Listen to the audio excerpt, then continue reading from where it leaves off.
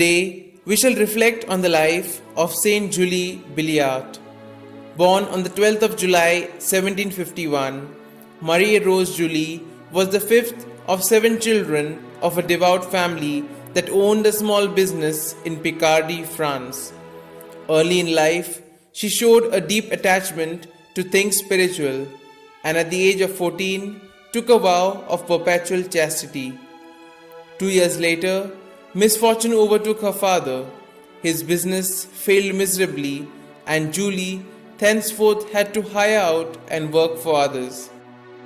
Radiating a contagious love of God and an eagerness to be spiritually helpful to the young around her, she was permitted in the year 1770 to receive Holy Communion daily, something unheard of in the Jansenistic age. Then a calamitous event occurred. An attempt made on her father's life so unnerved young Julie that she became paralyzed with fright and remained a helpless, bedridden cripple for the next 30 years. But the spirit of the saint of Cavilly could not be broken. Her mystical life at home and her intimate communion with God became even deeper.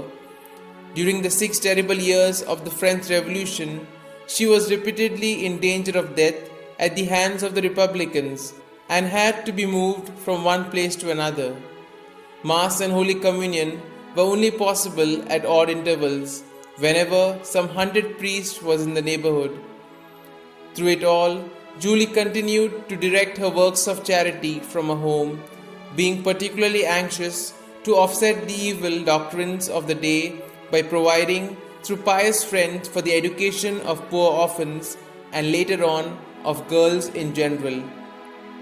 Finally, at Amiens in August 1803, with the cooperation of Francoise Blaine de Bourdon, Viscountess of Guériscourt, and Father Joseph Varin de Enville, the superior of the Fathers of the Faith, Julie set her work on a permanent footing with the founding of the Institute of the Sisters of Notre Dame de Namur. The following June, the crippled Julie, then aged 53, was urged by a certain priest named Father Enfantin to make one single step for the love of the Sacred Heart of Jesus, and found herself suddenly and completely cured of her paralysis. She could now devote all her energies during the remaining 12 years of her life to spread the institute. Some 10 convents were founded by her in France and Belgium, in spite of considerable opposition and misunderstanding, even on the part of the Bishop of Amiens, so that in the year 1809, the Holy Foundress thought it prudent to transfer the mother house to Namur in Belgium. Her work required frequent travel by stagecoach, farm cart, or even on foot, as on the day when she walked 28 miles to her destination.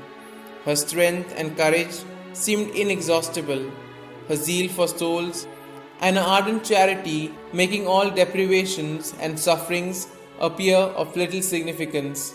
Ever confident that God would provide for the sisters' elementary needs if they were doing His work, she once left the Sister Superior of a newly founded convent no more than a single franc as working capital.